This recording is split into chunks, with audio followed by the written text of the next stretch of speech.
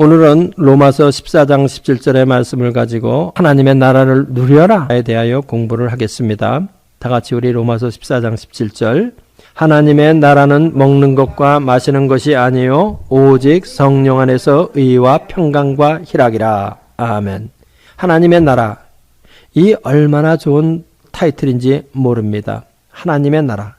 그런데 바울 사도는 하나님의 나라는 먹는 것과 마시는 것이 아니요 오직 성령 안에서 의와 평강과 희락이라고 말했습니다. 여기서 의와 평강과 희락은 세상의 의와 평강과 희락이 아닙니다. 하나님 나라의 의와 평강과 희락입니다. 이 의와 평강과 희락은 지속적 성령 충만함으로 인해서 하나님으로부터 내려온 것입니다. 그래서 외부의 형편에 영향을 받지 않습니다. 속사람의 충만한 상태를 말합니다. 십자가에 돌아가시기 전날 밤 나의 평안을 너희에게 주신다고 하신 둘째 사람 예수 그리스도의 영혼의 상태가 바로 하나님의 나라입니다. 우리 다시 한번 본문을 음미하면서 읽어보십시다.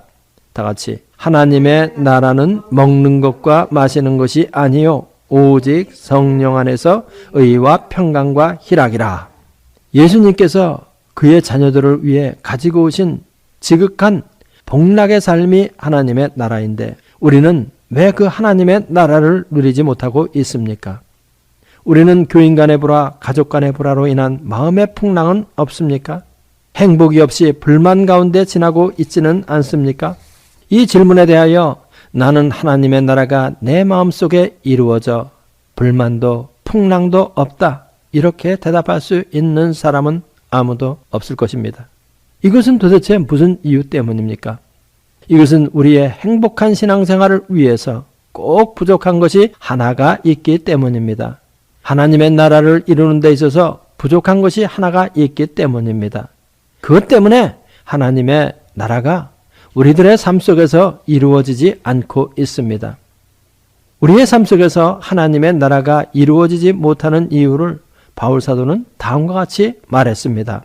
갈라디아서 5장 17절. 육체의 소욕은 성령을 거스리고 성령의 소욕은 육체를 거스리나니 이 둘이 서로 대적하므로 너희의 원하는 것을 하지 못하게 하려 함이니라. 이 구절에서 우리 안에 하나님의 나라가 이루어지지 못하는 이유가 뭐라고 사도 바울은 얘기해요? 맞아요. 육체의 소욕과 성령의 소욕이 서로 싸우고 있기 때문에 그래요. 우리 안에서 성령의 소욕과 육체의 소욕이 항상 싸우고 있기 때문에 하나님의 나라가 이루어지지 않고 있습니다. 풍랑이 그치지 않고 있습니다. 그래서 육의 상태를 벗어나지 못하고 있습니다. 그러나 성령의 소욕에 육체의 소욕이 굴복하면 싸움은 없어지고 하나님의 나라가 이루어집니다. 이와 같이 성령의 소욕에 육체의 소욕이 완전히 굴복한 상태가 뭐예요? 하나님의 나라입니다. 그렇죠? 성령의 소욕을 따라 행하게 되면 하나님의 나라가 넘쳐납니다. 성령님이 왕이 되심으로 인해 의와 평강과 희락이 넘쳐납니다. 성령의 능력으로 강건해진 속사람으로 살게 되면 하나님의 나라가 넘쳐납니다. 에베소서 3장 16절 우리 읽어보십시다. 그 영광의 풍성을 따라 그의 성령으로 말미암아 너의 속사람을 능력으로 강건하게 하옵시며 아멘. 성령으로 말미암아 우리의 속사람이 강건해진 상태, 바로 그것이 하나님의 나라입니다. 하나님께서는 이 하나님의 나라를 그의 자녀들에게 주시기를 기뻐하십니다. 누가복음 12장 32절. 적은 무리여 무서워 말라. 너희 아버지께서 그 나라를 너희에게 주시기를 기뻐하시느니라. 아버지께서 아버지의 나라를 우리에게 주시기를 아주 기뻐하신다. 바로 하나님의 나라. 여기에 우리의 신앙생활의 목표가 있습니다. 이 세상에서 하나님의 나라를 마음껏 누리며 행복하게 살다가 육신의 몸을 벗어버리고 영원한 하나님의 나라로 들어가는 것. 바로 이것이 우리 신앙생활의 목표입니다. 그렇죠? 오늘은 예수님이 가르치신 하나님의 나라의 가르침을 하나하나 분석해 가면서 우리의 신앙생활의 적용까지 확장해 가려고 합니다. 먼저 완성된 하나님의 나라의 바른 정의는 무엇이냐? 이거에 대해서 공부를 하겠습니다. 우리가 지금 살고 있는 완성된 하나님의 나라의 바른 정의는 무엇이냐? 영혼 안에 감추어 있던 하나님의 나라는 이 영혼 속에 계시던 예수님이 육신으로 오셔서 왕으로 다스림으로 말미암아 현재 시간 안에서 하나님의 나라가 이루어지게 된 것입니다. 이 영혼 안에 있던 하나님의 나라는 예수님으로 인하여 현재 시간 속에 실제로 들어오게 되었습니다. 아주 깊은 개념적인 이야기입니다. 이 영원하신 하나님의 나라가 어떻게 유한한 시간 안에 들어올 수 있게 되었느냐? 이 영원하신 하나님이신 예수님이 육체를 가지시고 시간과 공간 안에 들어오심으로 가능케 되었다. 역사 안에 들어오시게 되었다는 것입니다. 이 영원하신 예수님의 왕적 통치가 현재 역사 안에서 실현되었습니다. 육신을 입고 오신 예수님은 현재의 세계에서도 왕이심을 보여주실 뿐만 아니라 미래에도 영원한 세계에서도 왕이십니다. 그렇죠? 영원한 메시아이신 예수님이 현재의 시간 속에 들어오셔서 이루어진 하나님의 나라에 대하여 예수님은 어떻게 말씀하셨느냐? 마태복음 12장 28절. 그러나 내가 하나님의 성령을 힘입어 귀신을 쫓아내는 것이면 하나님의 나라가 이미 너희에게 임하였느니라. 이미 너희에게 임하였다. 이 말에 주의를 기울이시기 바랍니다. 너희에게 임하였다 하는 이 말은 헬라어 후다노라는 말인데, 후다노, P-H-T-H-A-N-O, 후다노인데 already attain 이 말이에요. 이미 도달한 상태를 의미하는 말이에요. 이 말은 이미 도달한 상태에 있다. 그래서 영어로는 현재 완료를 사용해가지고 뭐라고 번역을 했냐면은 The kingdom of God has come to you. 이렇게 현재 완료, 이미 이루어진 상태를 나타내는 시제로 표현한 거예요. 예수님의 인격과 사역 안에서 하나님의 나라가 구체적인 모습으로 보여지게 되었다. 할렐루야. 이것은 다시 말하면 완성된 하나님의 나라가 성취를 향하여 역사 안에서 진행돼 가고 있음을 보여주는 거예요. 완성, fulfillment, 성취, consummation. 예수님의 초림으로 완성된 하나님의 나라가 재림의 성취를 향하여 나아가고 있다. 바로 지금 우리가 살고 있는 시대를 표현해 주는 말이에요. 예수님의 초림으로 완성된 하나님의 나라가 재림의 성취를 향하여 나아가고 있는 바로 지금 이 시점에 여러분과 내가 살고 있다 이겁니다. 다음, 하나님의 나라는 가까운 미래에 성취, 컨썸메이션 된다. 이거에 대해서 한번 공부를 해보십시다. 예수님의 오심으로 구약에서 약속된 메시아의 나라는 완성되었지만은 메시아의 나라가 완전히 성취된 것은 아니에요. 메시아의 나라의 완전한 성취는 재림하신 예수님이 사단을 영원히 불못에 던지음으로 완전히 이루어지게 되어 있어요. 이 사탄이라는 놈이 있는 이상은 죄와의 싸움이 끊이지 않는 것입니다. 그렇기 때문에 이 사탄을 불못에 완전히 던져버려야 그 다음에 완전한 성취된 하나님의 나라가 있는 거예요. 계시록 20장 10절 읽어보십시다. 또 저희를 미혹하는 마귀가 불과 유황못에 던지우니 거기는 그 짐승과 거짓 선지자도 있어 세세토록 밤낮 괴로움을 받으리라. 여기서 우리가 주목해야 할 것은 예수님의 재림시 신천신지에서 발생할 일이 지금 부분적으로 체험되고 있다는 것입니다. 신천신지에서는 마귀와 귀신들이 불과 유황못에 영원히 갇혀 버릴 것입니다. 그런데 예수님께서는 이 땅에 계실 때 마귀와 귀신들을 내어 쫓아버리셨어요. 우리도 예수님을 따라 귀신들을 쫓아내고 있습니다. 이것은 예수님의 재림시 하나님의 나라에서 성취될 일을 지금 완성된 하나님의 나라에서 예고편처럼 부분적으로 우리가 체험하고 있는 거예요.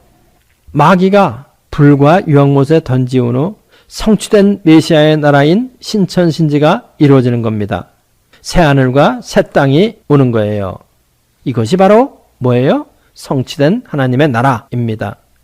이렇게 성취된 하나님의 나라에서 신자들은 부활한 몸을 가지고 눈물도 고통도 아픔도 이별도 없는 사망이 극복된 이러한 삶을 부활한 몸으로 영원히 살게 되는 것이죠.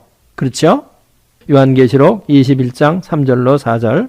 내가 들으니 보좌에서 큰 음성이 나서 가로되 보라 하나님의 장막이 사람들과 함께 있음에 하나님이 저희와 함께 거하시리니 저희는 하나님의 백성이 되고 하나님은 친히 저희와 함께 계셔서 모든 눈물을 그 눈에서 씻기심에 다시 사망이 없고 애통하는 것이나 곡하는 것이나 아픈 것이 다시 있지 아니하리니 처음 있는 것들이 다 지나갔음이러라.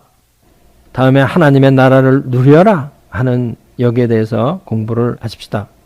하나님의 나라의 완성과 성취 사이에는 기독교만이 가지는 위대한 경험이 있어요. 예수님의 가르침을 믿는 사람은 완성된 하나님의 나라에서 성취된 하나님의 나라의 기쁨에 행복에 참여한다는 바로 그것이죠. 바로 이 점이 기독교만이 가지는 위대한 경험이에요. 새하늘과 새 땅에 하나님의 나라의 약속이 완전히 성취될 것은 재림 후에 있을 일이지만은 현재 이 땅에 사는 우리가 미래에 있을 그 하나님의 나라의 즐거움에 현재 참여하는 거예요. 그렇죠? 이것이 없으면 참으로 불쌍한 기독교인입니다.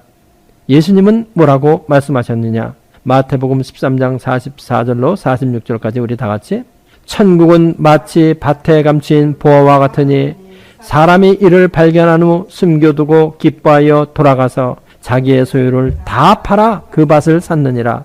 또 천국은 마치 좋은 진주를 구하는 장사와 같으니 극히 값진 진주 하나를 만남에 가서 자기의 소유를 다 팔아 그 진주를 샀느니라. 이 구절에서 천국의 기쁨을 누리기 위해 자기의 소유를 다 팔아 그것을 산 것은 내세에서 있을 일을 말씀하시는 것이 아니죠. 내세에서 뭘 그런 걸 팔고 사고 그러겠어요. 이것은 현세에 완성된 하나님의 나라에서 생기는 일을 말씀하신 거예요. 자신의 소유를 다 팔아 진주를 산 사람은 이 땅에 살 때 하나님의 나라의 기쁨을 맛본 사람을 말하는 것이죠. 완성된 하나님의 나라의 기쁨을 맛본 사람의 이야기입니다. 아마 이 공부를 하고 계신 분들 중에는 이러한 경험을 하신 분들이 많이 있을 것입니다. 우리 다시 한번 마태복음 13장 44절로 46절 읽어보십시다. 너무 위로가 되고 힘이 넘치는 말입니다. 천국은 마치 밭에 감춘 보화와 같으니 사람이 이를 발견한 후 숨겨두고 기뻐하여 돌아가서 자기의 소유를 다 팔아 그 밭을 샀느니라. 또 천국은 마치 좋은 진주를 구하는 장사와 같으니 극히 값진 진주 하나를 만남에 가서 자기의 소유를 다 팔아 그 진주를 샀느니라. 자기의 소유를 다 팔아 그 진주를 샀다. 두 번이나 나옵니다.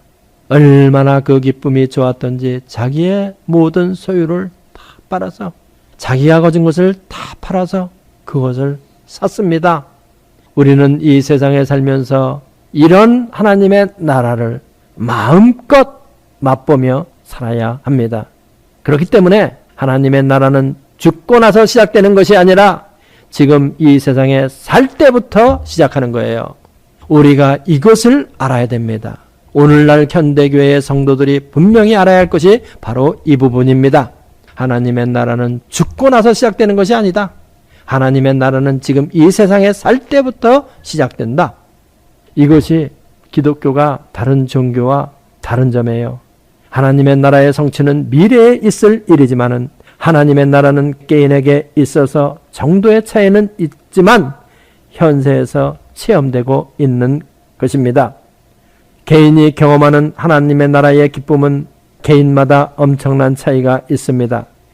예수님을 믿고 중생을 하였지만 자기의 삶의 문제를 하나도 해결하지 못한 채 그 짐을 지고 고생하는 사람부터 시작하여 자기의 삶의 모든 문제를 해결하고 남을 위해 살았던 사도 바울에 이르기까지 엄청난 차이와 레벨이 존재합니다. 그렇지만 이 세상을 살 때 하나님의 나라를 이루지 못하고 산다면 그것처럼 불쌍한 사람은 없습니다. 하나님께서는 광야 같은 이 세상을 여행할 때 이 하나님의 나라를 선물로 주시겠다 약속하십니다. 누가복음 12장 32절 다 같이 적은 무리여 무서워 말라. 너희 아버지께서 그 나라를 너희에게 주시기를 기뻐하시느니라. 너희 아버지께서 그 나라를 너희에게 주시기를 기뻐하시느니라. 아버지가 기뻐하신다. 기뻐하신다. 하나님이 주시려고 기뻐하셔서 손 위에 준비하고 계신데 이것을 누리지 못한다면 얼마나 가련하고 불쌍한 그리스도인입니까? 불신자들은 자기가 하고 싶은 일을 죽기 전에 다 해보겠다고 열심인데 그런 것 하나도 제대로 해보지도 못하고 천국의 즐거움을 누리지도 못하고 죽는다면 이 얼마나 비참한 일입니까? 우리는 이 하나님의 나라를 가장 많이 누려야 합니다. 다음에 우리가 누릴 하나님의 나라는 어떤 나라이냐? 하나님의 나라의 특징은 무엇입니까? 이거를 우리가 분명히 알아야 돼요. 우리가 먼저 알아야 할 것은 하나님의 나라는 세상적이 아니라는 거예요. 세상적이 아니다. 이것은 예수님이 오셨을 때부터 분명하게 둘로 나눠져 있었습니다. 유대인들은 어떤 하나님의 나라를 원했어요? 정치적인 메시아가 와서 로마 제국에서 자기들을 해방시켜주면 그것이 하나님의 나라로 생각했지만은 우리 구주 예수님은 오셔서 무슨 말씀을 하셨느냐? 하나님의 나라는 진리의 나라다. 이거를 선포하신 거예요. 이 하나님의 나라의 성격은 빌라도와 예수님의 대화에서 분명히 나타납니다. 빌라도가 예수님에게 물었습니다. 네가 유대인의 왕이냐? 이때 예수님은 뭐라고 대답했어요? 요한복음 18장 36절 37절 다 같이 예수께서 대답하시되 내 나라는 이 세상에 속한 것이 아니라 만일 내 나라가 이 세상에 속한 것이었다면 내 종들이 싸워 나로 유대인들에게 넘기우지 않게 하였으리라. 이제 내 나라는 여기에 속한 것이 아니니라. 빌라도가 가로되 그러면 네가 왕이 아니냐? 예수께서 대답하시되 네 말과 같이 내가 왕이니라. 내가 이를 위하여 났으며 이를 위하여 세상에 왔나니 곧 진리에 대하여 증거하려 함이로라. 무릇 진리에 속한 자는 내 소리를 듣느니라 하신대. 여기서 예수님은 당신이 어떤 왕이라고 분명히 천명하십니까? 진리의 왕이다. 나는 진리의 왕이다. 예수님은 분명히 자신이 왕이지만 세상의 왕이 아니고 진리의 왕이다. 영적 왕국의 왕이다. 선언하는 거예요. 천명하는 거예요. 분명히 공포하는 거예요. 예수님은 진리의 왕으로 오신 분입니다. 우리 이거 분명히 마음속 깊이 넣어야 할 필요가 있습니다. 하나님의 나라는 진리의 왕국이다. 그런데 카톨릭이 이것을 곡해해서 얼마나 교회를 어지럽혔는지 모릅니다. 교황과 세상 제왕은 누가 세상의 최고 권력을 잡을 것이냐 이거를 놓고 오랜 동안 싸웠습니다. 교회를 오랫동안 더럽혔습니다. 하나님의 나라는 세상 권력을 잡음으로 이루어지는 것이 아닙니다. 예수님은 당신은 진리의 왕이라 세상 왕이 아니라고 분명히 선언하셨습니다. 그런데 또 오늘날은 물질 구독이 하나님의 나라로 착각하는 사람이 많습니다. 교회의 메시지가 온갖 세상적 축복을 받아라 넘쳐라 하는 메시지로 넘치고 있습니다. 이것은 가톨릭이 한 그 실수를 개신교회가 그대로 답습하는 것과 마찬가지입니다. 예수님은 당신은 진리의 왕이라 세상의 왕이 아니라고 분명히 선언하셨습니다. 그러면 이런 영적 왕국, 진리의 왕국은 어떻게 우리에게 이루어집니까? 어떻게 이루어져요? 진리의 왕국이? 예수님이 다스리신 하나님의 나라는 진리가 다스리는 왕국이기 때문에 진리를 모르면 결코 이루어지지 않습니다. 그런데 진리는 예수님이십니다. 진리인 예수님을 모르면 결코 하나님의 나라는 이루어지지 않습니다. 예수님을 아는 만큼, 예수님을 깨닫는 만큼 자기가 행복해진다는 것을 아는 사람은 복 있는 사람입니다. 또 예수님을 많이 전하면 많이 전할수록 성도들이 복받는 것이라는 것을 깨달은 설교자는 복받은 설교자입니다. 한마디로 요약하면 예수님을 잘 알아야 된다. 예수님을 잘 알기 위해서는 성령 충만을 받아야 한다. 하나님의 말씀을 잘 알아야 된다. 이겁니다.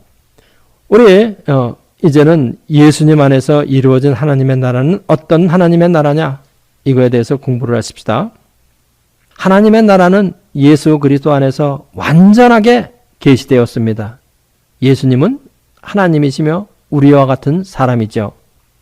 예수님은 이렇게 완전한 신성과 인성을 가지신 분이었지만은 예수님 안에 있는 인성이 신성에 완전히 굴복함으로 예수님 안에서 하나님의 나라가 이루어진 거예요.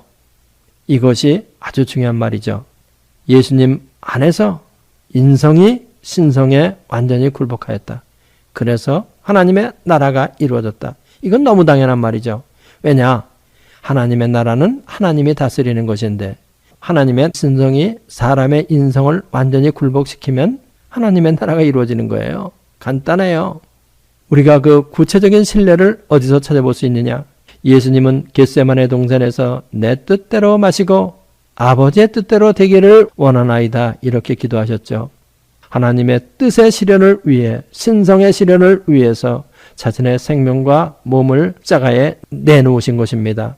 인성에 의하면 괴로웠지만은 그는 성령님께 굴복하였으므로 예수님의 영혼은 기쁨과 평안으로 가득했습니다. 이것이 신비한 일이죠. 인성의 신성에 온전히 굴복하면 거기에는 기쁨과 평안과 행복과 의와 희락이 따라와요. 이상한 신비한 일이죠.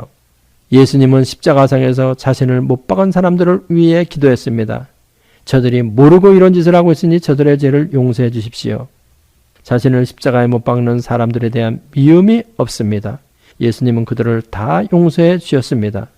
예수님의 인성이 신성에 완전히 굴복한 상태에 있습니다. 신성의 인성이 완전히 굴복하니 예수님의 영혼 안에는 기쁨과 평안과 희락이 넘쳐난 거예요. 바로 신성의 인성이 완전히 굴복한 상태, 이것이 예수님 안에서 이루어진 하나님의 나라인 것입니다. 예수님께서는 세상이 주는 것과 다른 평안을 우리에게 주시겠다 하셨습니다. 예수님은 내 기쁨을 너희에게 주노니 누구도 빼앗지 못하리라 말씀하십니다. 예수님은 이것을 우리에게 주시길 기뻐하십니다. 예수님의 이 약속은 사도 바울 안에서 그대로 이루어졌습니다. 우리 사도 바울 안에서 이루어진 하나님의 나라에 대해서 공부를 해보십시다. 먼저 고린도 후서 11장 23절로부터 27절까지 다 같이 내가 수고를 넘치도록 하고 옥에 갇히기도 더 많이 하고 매도 수없이 맞고 여러 번 죽을 뻔하였으니 유대인들에게 40에 하나 감한매를 5번 맞았으며 3번 태장으로 맞고 1번 돌로 맞고 3번 파선하는데 일주야를 기쁨에서 지냈으며 여러 번 여행에 강의 위험과 강도의 위험과 동족의 위험과 이방인의 위험과 시내의 위험과 광야의 위험과 바다의 위험과 거짓 형제 중의 위험을 당하고 또 수고하고 애쓰고 여러 번 자지 못하고 줄이며 목마르고 여러 번 굶고 춥고 헐벗었노라. 사도 바울은 인생 전체가 극한 상황이었습니다. 그런데도 사도 바울은 빌립보 교인들에게 권면합니다. 빌립보서 4장 4절 주 안에서 항상 기뻐하라. 내가 다시 말하노니 기뻐하라. 주 안에서 항상 기뻐하라. 내가 다시 말하노니 기뻐하라. 극한 상황에 있는 사람이, 위기 속에 헤엄치고 있는 사람이 다른 사람에게 기뻐하라. 다시 말하노니 기뻐하라. 이렇게 말하고 있습니다. 바울의 이 기쁨은 어디서 온 것입니까? 바로 이것이 인성이 신성에 완전히 굴복한 상태, 육신의 소욕이 성령의 소욕에 굴복한 상태, 바로 이것입니다. 인성이 신성에 온전히 굴복하면 거기에서는 신성이 주시는, 성령이 주시는 기쁨과 평안과 위로가 그 마음을 차고 넘치게 하는 것입니다. 여러분, 진짜 행복은 바로 이런 거예요. 많은 것을 가지고 조금만 더 가졌으면, 조금만 더 가졌으면 하며 부족함을 느끼는 사람보다 아무 것이 없어도 자족하며 사는 사람이 진짜 행복한 사람이라고 나는 믿습니다. 그래서 사도 바울은 뭐라고 고백하느냐? 내가 어떤 형편에서도 자족하는 법을 배웠다. 바울의 기쁨과 평안, 이 위로는 환경으로부터 온 것이 아닙니다. 하늘에서부터 내려온 것입니다. 하나님의 나라의 기쁨과 평안과 위로입니다. 예수님이 왕으로 자신을 통치할 때 성령의 소욕이 육신의 소욕을 완전히 지배할 때 나타나는 하나님의 나라입니다. 속사람이 자신을 완전히 지배할 때 오는 하나님의 나라예요. 고난의 바다 한가운데 떠 있는 것 같은 사도 바울이 이렇게 말할 수 있는 이유는 그의 마음 안에 하나님의 나라가 이루어졌기 때문입니다. 누가복음 17장 21절 우리 다 같이 천국은 여기 있다 저기 있다 하는 것이 아니요 너희 마음 안에 있느니라. 예수님이 말씀하신 거 천국은 여기 있다 저기 있다 환경 안에서 이루어지는 것 그것을 구하는 것이 아니다. 천국은 너희 마음 안에서 먼저 이루어진다. 너희 마음 안에 있다. 너희 마음 안에 천국이 이루어지면 환경이 어떻게 변하든지 극한 상황에 있든지 파도 위에 있든지 풍랑 위에 있든지 사망이나 기쁨이나 높음이나 그 어떤 것도 빼앗지 못한다. 바로 그것이 하나님의 나라다. 이 하나님의 나라를 너희에게 주겠다 예수님은 약속하셨고 이 하나님의 나라가 사도 바울 안에서 이루어지니 그는 그 극한 상황 속에서도 빌립보 교인들을 향하여 기뻐하라 기뻐하라 감사하라 행복하라 즐거워하라 말할 수 있는 것입니다. 진짜 행복을 찾은 것입니다. 그렇죠? 다음에는 우리가 누릴 하나님의 나라에 대해서 공부를 해보십시다. 하나님께서는 예수님 안에서 이루어진 하나님의 나라를 지금 우리에게 주시겠다. 지금 이 고난의 바다를 살아가고 있는 여러분과 나에게 주시겠다 약속하십니다. 요한복음 15장 11절 읽어보십시다. 내가 이것을 너희에게 이름은 내 기쁨이 너희 안에 있어 너희 기쁨을 충만하게 하려 함이라. 16장 33절 또 이것을 너희에게 이름은 너희로 내 안에서 평안을 누리게 하려 함이라. 세상에서는 너희가 환난을 당하나 담대하라 내가 세상을 이겼노라. 지금 우리가 읽은 이 구절에서 내 기쁨, 내 평안은 예수님 안에서 이루어진 하나님의 나라의 기쁨과 평안입니다. 예수님은 이것을 충만해 주시겠다고 하시며 우리로 누리게 하겠다 말씀하시는 것이에요. 여러분은 아직도 육신의 소욕이 성령의 소욕에 거역하고 있지 않습니까? 예수님이 주시겠다고 약속하신 것을 누리지도 못하고 세상 사람들과 똑같이 고통 가운데 허덕이고 있지 않습니까? 만약 그렇다면 오직 한 가지 이유 때문입니다. 그것은 성령의 소욕과 육체의 소욕이 싸우고 있기 때문입니다.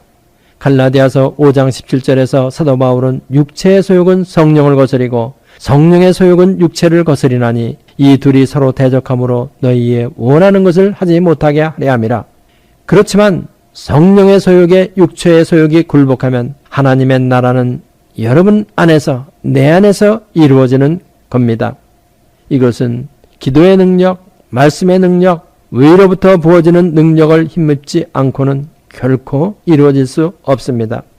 하나님의 나라는 문자 그대로 하나님의 나라입니다. 하나님이 주인이시며 왕이시기 때문에 이 하나님의 나라를 이룬 사람은 원수 마귀 손못대고 환난 풍파 없습니다. 만세반석 안에 있는 삶이 됩니다. 우리 시편 91편 거기 인용되어 있는 거 읽어보십시다. 내가 여호와를 가리켜 말하기를 저는 나의 피난처요 나의 요새요 나의 의뢰하는 하나님이라 하리니 너는 밤의 놀램과 낮에 흐르는 살과 백주에 황폐케 하는 파멸을 두려워 아니하리로다. 하나님은 나의 피난처요 나의 요새요 나의 의뢰하는 하나님이 되었다. 나의 만세반석이 되었다. 만세반석 되신 그 하나님 안에 내가 있으니 밤의 놀램과 낮에 흐르는 살과 백지에 황폐케 하는 파멸이 지나간다 할지라도 그거 두렵지 않다. 바로 이것이 하나님의 나라인 것입니다. 사도 바울은 로마서 14장 17절에서 하나님의 나라를 정의를 했습니다. 하나님의 나라는 먹는 것과 마시는 것이 아니요 오직 성령 안에서 의와 평강과 희락이라. 여러분의 마음과 가정과 교회에 하나님의 나라가 이루어져 자자손손이 잘되는 축복과 교회의 성장이 있기를 예수님의 이름으로 기원합니다. 기도하십시다. 할렐루야. 우리 아버지 하나님 감사합니다. 하나님의 나라 이 얼마나 좋은 것입니까? 세상에 이것보다 좋은 것 없습니다. 그래서 세상 사람들은 천국 천국 천국 합니다. 그러나 그 천국이 어떻게 오는지 모릅니다. 그러나 우리 구주 예수 그리스도는 이 천국에 대해서 하나님의 나라에 대해서 천당에 대해서 아주 구체적으로 가르쳐 주셨습니다. 성령 안에서 가르쳐 주셨습니다. 지속적 성령 충만함으로 살아서 이 방송을 듣는 사람들, CD를 듣는 사람들의 마음속에는 하나님의 나라가 충만하게 역사여 주옵소서. 믿습니다. 예수님의 이름으로 기도합나이다. 이 성경 공부를 하신 분은 곧바로 라이크 버튼을 눌러주세요. 여러분의 수고가 하나님 나라 확장에 큰 도움이 됩니다.